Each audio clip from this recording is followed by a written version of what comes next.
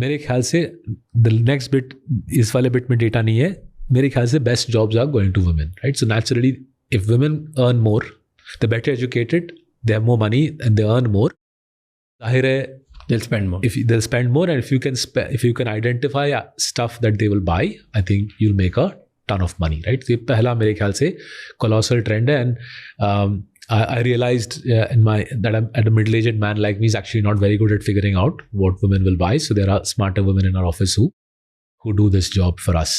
What do you think they're buying? And what have you heard or seen? So देखिए beauty and personal care का जो explosion है वो तो देख ही रहे हैं, राइट?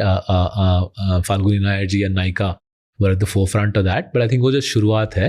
सिमिलरली ज़ूडियो का सक्सेस, ट्रेंड का सक्सेस एंड ज़ूडियो का फास्ट फैशन में success is also to a large extent led by women, right? So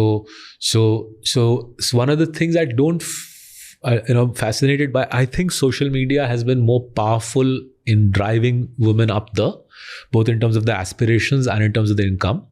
Social media, UPI, digital India, social media, the ability to build businesses, project them on social media, women seem to have made more money out of that, and they're also, it's given them a kind of forum to articulate their views. It's allowed them to see the wider world in their mobile phones. So uska the transformation digital media has wrought for Indian women seems to be a heck of a lot more positive than it has done for Indian men.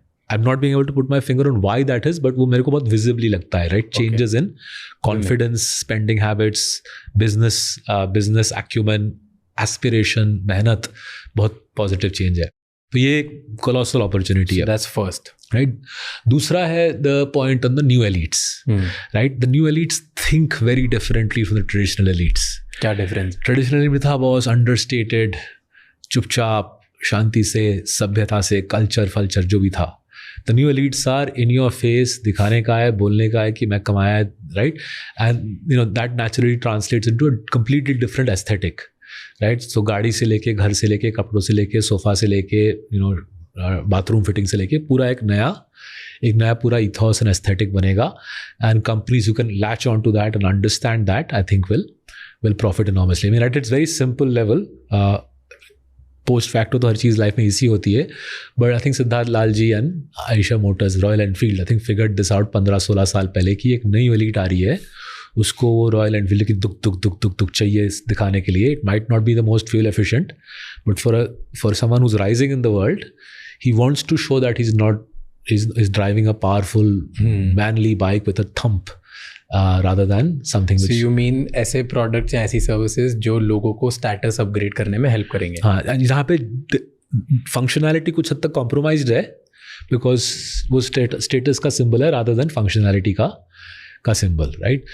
तो वो एक I think एक नया class आएगा and we discuss, right? Luxury spending with a heavily Indian idiom, right? तो बहुत इसमें originality का scope है, right? So think Sabyasachi Mukherjee.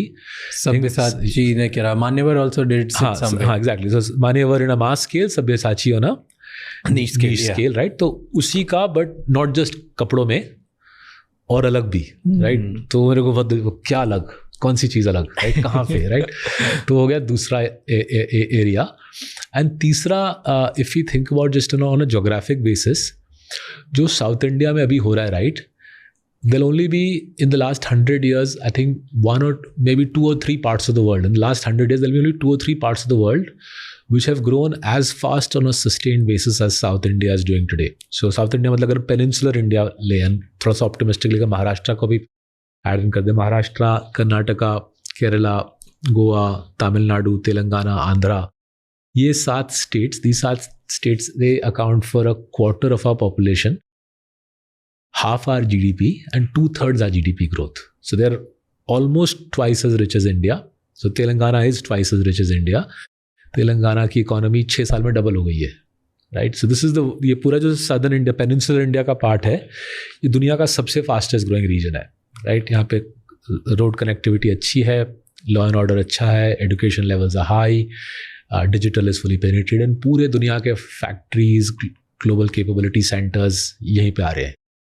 तो यहाँ पे भयंकर प्रॉस्पेरिटी का एक्सप्लोजन हो रहा है, राइट? भयंकर, right? And incredibly inspirational to watch, very empowering, and यहाँ पे बहुत पैसा बनेगा। साउथ में सो मच ये एपिसोड एंड तक देखने के लिए। आपको पता है कि आपको 3 चीज़ें करनी है। नंबर 1, अभी के अभी हमें सब्सक्राइब कर लो, क्योंकि अगर हमने आपको कुछ भी इनसाइट्स दिए तो प्लीज़ आपका एक subscribe can help us a lot. Number 2, comment करके हमें बताओ कि और कौन से गेस्ट हैं जिनके साथ आप चाहते हैं कि हम पॉडकास्ट बनाएं, और उनसे क्या क्वेश्चंस पूछें ताकि हम आपके लिए और बेहतर एंड वैल्यूएबल इनसाइट्स ला सकें। एंड नंबर 3, ये एपिसोड किसी एक इंसान के साथ ज़रूर शेयर करना जिसकी लाइफ में कुछ एक नया सीखने को मिलेगा उसे इस एपिसोड से, क्योंकि एक कॉन्वर्जेशन इनफ होती है किसी की लाइफ का नज़रिया बदलने के लिए। I will see you next time, until then keep